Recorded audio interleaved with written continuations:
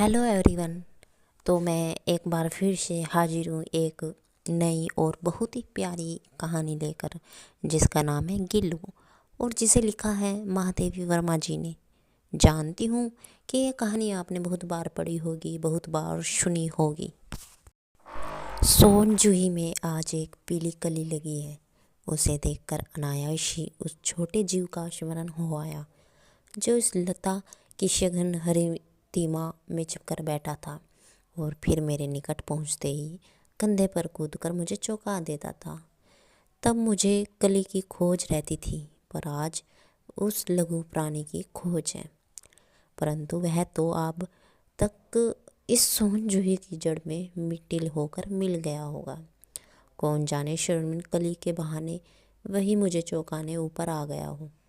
अचानक एक दिन सवेरे कमरे में बरामदे में आकर मैंने देखा दो कौवे एक गमले के चारों ओर चोंचों से छुएल जैसे खेल खेल रहे थे। यह कांगभूषण भी विचित्र पक्षी हैं, एक साथ समादरित, अनादरित, अति सम्मानित, अति अवगानित। हमारे बेचारे पुरखे ने गरुड़ के रूप में आ सकते हैं, ना मयूर के ना हंस के। उन्हें पितरपक्ष में हमसे कुछ पाने के लिए काक बनकर ही अवतीर्ण होना पड़ता है। इतना ही नहीं, हमारे दूरस्थ प्रियजनों को भी अपने आने का मधुर संदेश इनके कर्कशवर ही में दे देना पड़ता है। दूसरी ओर हम कौवा और काँव काँव करने को अवमानना के अर्थ में ही प्रयुक्त करते हैं।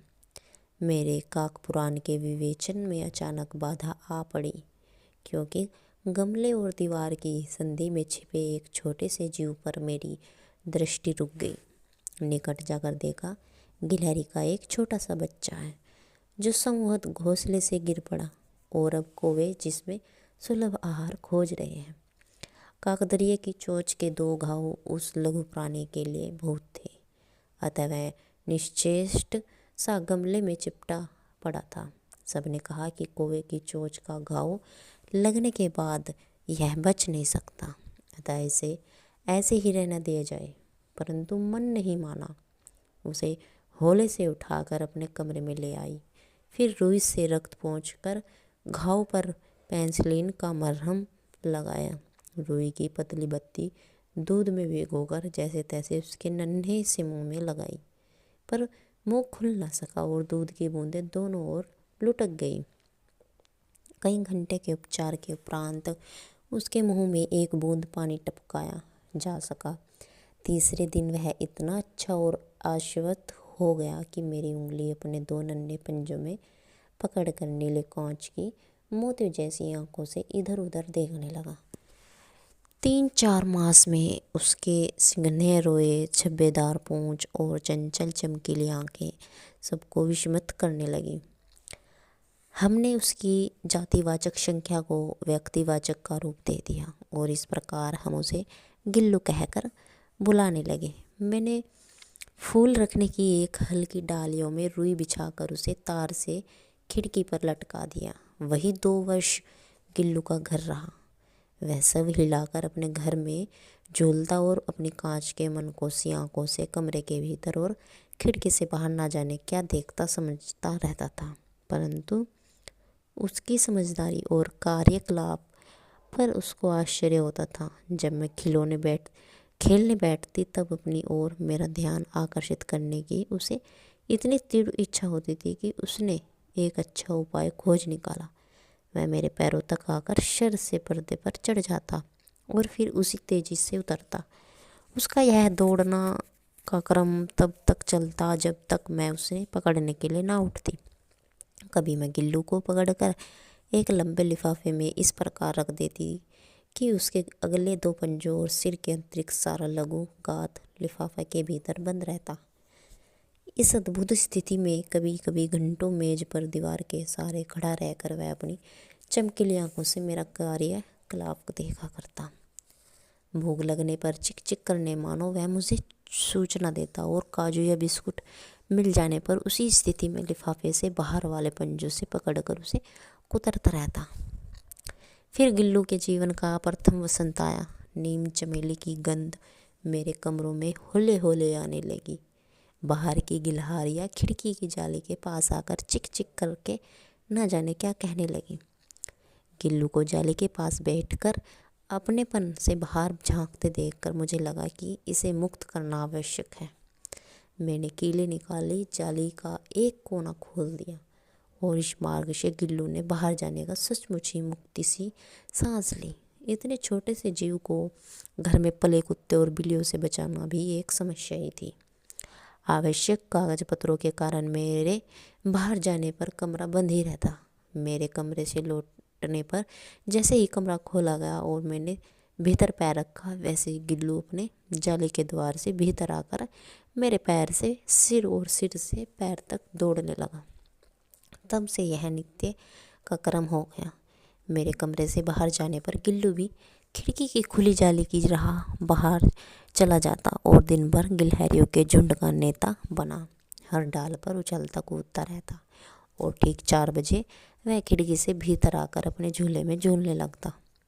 मुझे चौंकाने की इच्छा उसमें ना जाने कब और कैसे उत्पन्न हो गई थी। कभी फूलदान के फूलों में छिपा जाता, कभी पर्दे की चुन्नी में और कभी सोनजूई की पत्तियों में। मेरे पास बहुत से पशु पक्षी हैं और उनका मुझसे लगाव भी कम नहीं, परंतु उनमें से किसी को मेरे साथ मेरी थाली में खाने की हिम्मत हुई है ऐसा मुझे स्मरण नहीं आता। गिल्लू इनमें अपवाद था। मैं जैसे ही खाने के कमरे में पहुंचती, वह खिड़की से निकलकर आंगन की दीवार, बरामदे पार करके मेज पर पहुंच जाता और मेरी थाली में बैठ जाना चाहता। बड़ी कठिनाई से मैंने उसे थाली के पास बैठना सिखाया, जहां बैठकर वह मेरी थाली में से एक एक चावल उठाकर बड़ी सफाई से खाता रहता। काजू उसका प्रिय खाद्य था और कई दिन काजू ना मिलने पर वह अन्य खाने की चीज़ें या तो लेना बंद कर देता था या झूले के नीचे फेंक देता था। उसी बीच मुझे मोटर दुर्घटना में आहत होकर कुछ दिन अस्पताल में रहना पड़ा। उन दिनों जब मेरे कमरे का दरवाज़ा खोला जाता, गिल्लू अपने झूले से उतरकर दौड़ता और फिर किसी दूसरे को देखकर उसी तेज़ी से अपने घोंसले में जा बैठता। सब उसे काजू दे जाते, परंतु अस्पताल से लौटकर जब मैंने उसको झूले की सफाई की तो उसमें काजू भरे मिले, जिनसे ज्ञात हुआ कि वह उन दिनों अपना प्रिय खाद्य कितना कम खाता रहा। मेरी ऐसी अवस्था में वह तकिए पर सिरहाने बैठकर अपने नन्हे नन्हे पंजों से मेरे सिर और बालों को इतने होले होले सहलाता रहता था कि उसका हटना एक परिचारिक के हटने के समान लगता। गर्मियों में जब मैं दोपहर में काम करती रहती तो गिल्लू ना बाहर जाता ना अपने झूले में बैठता। उसने मेरे निकट रहने के साथ गर्मी से बचने का एक सर्थ नया उपाय खोज निकाला था। वह मेरे पास रखी सुराही पर लेट जाता और इस प्रकार समीप भी रहता और ठंडक में भी रहता। गिलहरियों के जीवन की अवधि 2 वर्ष से अधिक नहीं होती, अतः गिल्लू की जीवन यात्रा का अंत आ ही गया। दिन भर उनसे ना कुछ खाया और ना बाहर गया।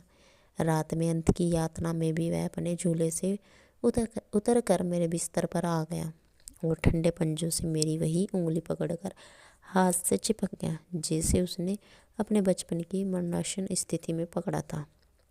पंजे इतने ठंडे हो रहे थे कि मैंने जाकर हीटर जलाया और उसे उष्णता देने का प्रयत्न किया, परंतु प्रभात की प्रथम किरण के स्पर्श के साथ ही वह किसी और जीवन में जागने के लिए सो गया। उसका झोला उतार कर रख दिया गया और खिड़की की जाली बंद कर दी गई, परंतु गिलहरियों की पीड़ा जाली के उस पार चिक चिक करती ही रहती है और सोनजूही पर वह वसंती ही रहता था। सोनजूही की लता के नीचे गिल्लू की समाधि दी गई, इसलिए भी उसे वह लता सबसे अधिक प्यारी थी। इसलिए भी कि उस लघुघात का किसी वासंती दिन जूही के पिता छोटे फूल में खिल जाने का विश्वास मुझे संतोष देता है।